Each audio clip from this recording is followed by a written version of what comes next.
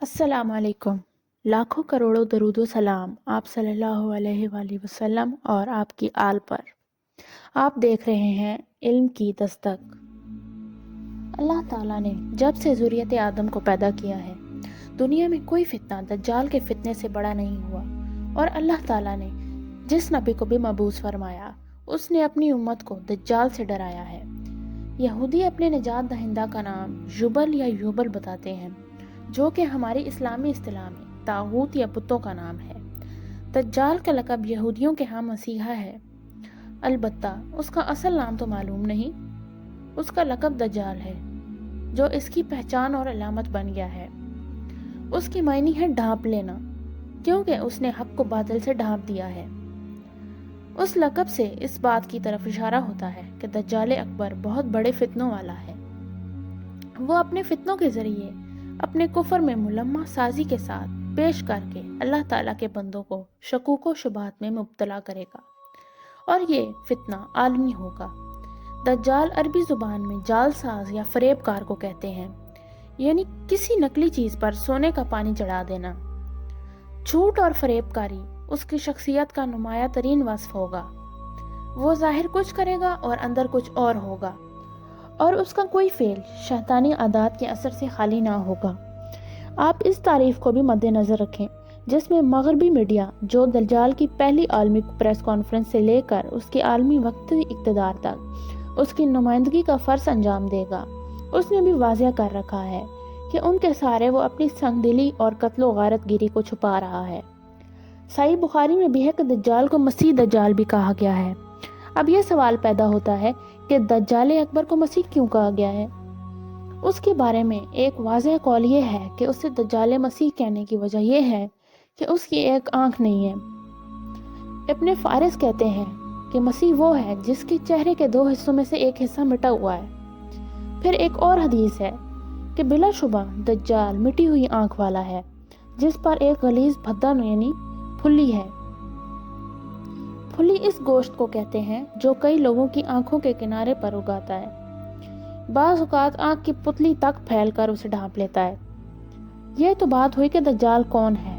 اب ہم ان لوگوں کے بارے میں بتا رہے ہیں جن کو پرانے دور میں دجال سمجھا گیا۔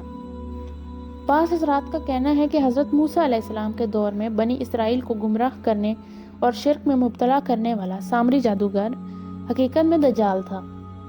دجال کو عالم اشیاء میں تصرف کا جو بھرپور اختیار دیا گیا ہے، اس کے تحت سونے سے بنائے گئے بچھڑے کو متحرک، جاندار اور آواز لگانے والا بنا دینا اس بات کی دلیل ہے کہ حضرت موسیٰ علیہ السلام نے سامری سے اتنا زبردست جرم سرزد ہونے کے باوجود اسے جانے دیا، اور جو بنی اسرائیل اس کے ورگلانے سے اس کے شرک میں مبتلا ہوئے تھے، ان کی توبہ یہ طے ہوئی کہ ان کو قتل کر دیا جائے۔ قرآن کی ایک آیت میں بھی آتا ہے کہ بے شک تیرے لیے ایک وقت مقرر ہے جس سے تو آگے پیچھے نہ ہو سکے گا۔ یہ اس لیے کہ سامری کو اس وقت قتل کیا جانا مقصود نہ تھا۔ دجال جو مسیح کاذب ہے، اس کی موت تو حضرت عیسیٰ علیہ السلام کے ہاتھ پر لکھی ہوئی ہے، جو مسیح صادق ہیں۔ ایک اور آیت میں آتا ہے کہ جب سامری سے کہا گیا چلا جا، تیری یہ سزا ہے کہ زندگی بھر کہے گا کہ مجھے نہ چھوؤ، تو سامری مجروح حالت میں وہاں سے غائب ہو گیا اور اب کہیں روح پوش ہے۔ پر یہ دجال ہونے کا ثبوت نہیں ہے، کیونکہ سامری یک چشم نہ تھا، نہ ہی اس کی آنکھوں کے درمیان کافر لکھا تھا۔ حضرت موسیٰ علیہ السلام نے اسے کہیں قید نہیں کیا تھا، جبکہ دجال بیڑیوں میں مقید ہے۔ سامری کو تاحیات سزا دی گئی تھی کہ وہ ہر آنے والے شخص سے کہے گا کہ مجھے مت چھوؤ، لیکن دجال ایسا نہ کہے گا، بلکہ وہ تو ساری دنیا کو اپنے قریب کرنے کی فکر میں ہوگا۔ اس کے بعد ایک اور واقعہ جس میں دجال کے ماضی میں ظاہر ہونے کی مثال دی گئی تھی۔ بعض لوگوں کا کہنا تھا کہ اسے حیرم ابیف یعنی آصف سے مراد ہے۔ یہ حضرت سلیمان علیہ السلام کے دور میں ہیکل سلیمانی کے 9 بڑے معماروں کا سربراہ تھا اور جنات سے تعلق رکھتا تھا۔ یہودی مذہبی داستانوں کے مطابق اس کو معاذ اللہ فرشتوں نے کائنات کی تعمیر کی جادوئی راز بتا دیے تھے۔ اس سے وہ راز لینے کے لیے اسے قتل کر دیا گیا۔ یہود کی بدقسمتی دیکھیے کہ وہ اللہ تعالیٰ کے سچے پیغمبر حضرت سلیمان علیہ السلام سے اپنی نسبت کرتے ہیں، لیکن ان کی اطاعت نہیں کرتے۔ ان پر جادو کے مختلف بہتان لگاتے ہیں، جبکہ حرم ابیف کو دیوتا تصور کرتے ہیں۔ قرآن کی آیت میں بھی آیا ہے، اور ہم نے جنوں کو اس سلیمان کا تابع فرمان بنا دیا، جس میں ہر قسم کے غوطہ خور اور مہمار شامل تھے۔ ان مہمار جنوں میں حرم ابیف بھی تھا۔ ایک اور آیت ہے، اور ہم نے آزمایا سلیمان کو اور ڈال دیا اس کی کرسی پر ایک جسم۔ اس سے یہی حرم ابیف مراد ہے، جس نے مسح شدہ یہودی روایات کے مطابق سلیمانی انگوٹھی چرائی تھی اور تخت سلیمانی پر قابض ہو گیا تھا۔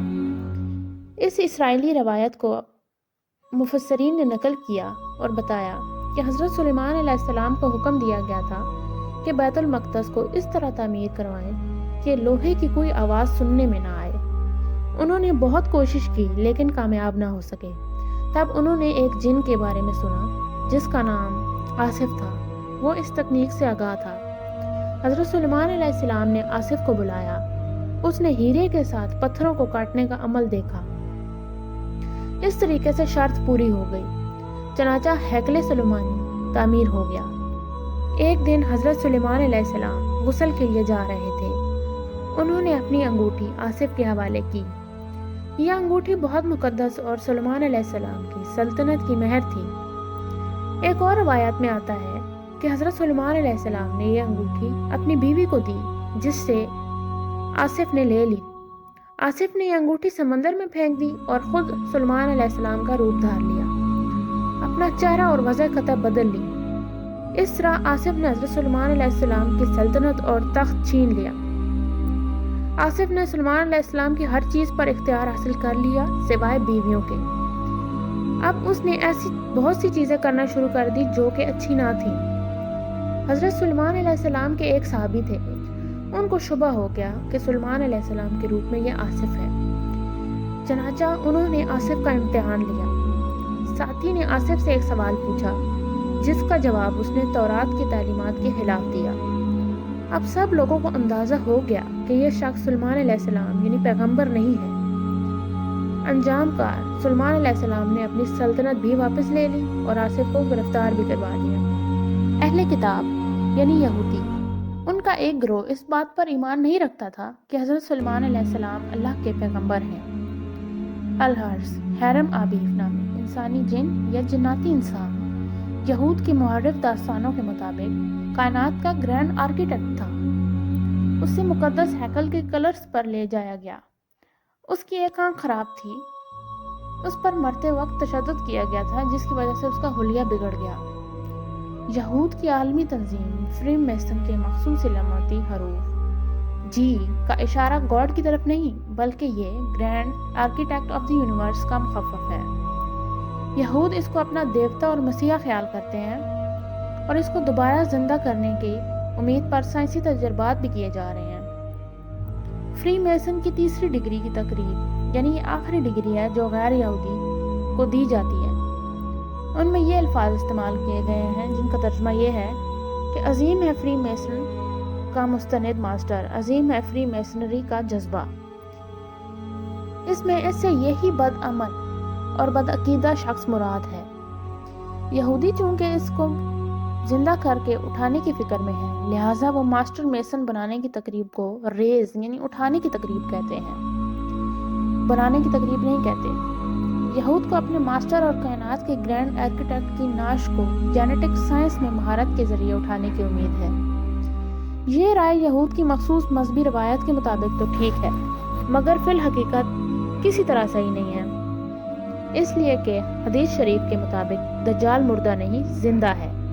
اس کی نعش کسی سائنسی عمل سے زندہ نہیں کی گئی یا کی جائے گی، البتہ جب اللہ تعالیٰ کا حکم ہوگا اس کے جناتی قسم کے زندہ وجود کو دنیا میں فساد پھیلانے کے لیے رہائی مل جائے گی۔ یہ تو رہے پرانے واقعات، لیکن ہمارے پیارے نبی حضرت محمد صلی اللہ علیہ وسلم نے بھی دجال کی کچھ علامات بیان کی ہیں جن کو سننے سے ہمیں اس بات کا اندازہ ہو جائے گا کہ دجال اصل میں ہے کون۔ حضرت محمد صلی اللہ علیہ وسلم نے فرمایا، میں آخری نبی ہوں اور تم بہترین امت، اس لیے وہ لامحالہ تمہارے ہی اندر نکلے گا۔ اگر وہ میری موجودگی میں نکلا تو ہر مسلمان کی طرف سے اس کا مقابلہ کرنے والا میں ہوں، اور وہ اگر میرے بعد نکلا تو ہر مسلمان اپنا دفاع خود کرے گا اور اللہ ہر مسلمان کا محافظ و نگہبان ہوگا۔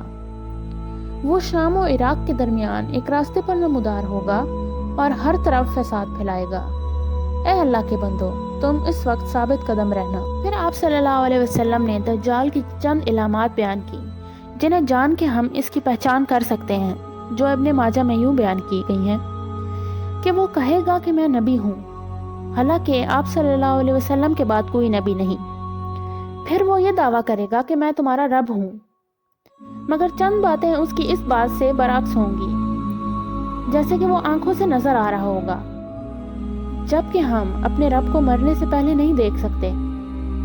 پھر یہ کہ وہ کانا ہوگا، جبکہ ہمارا رب کانا نہیں ہے۔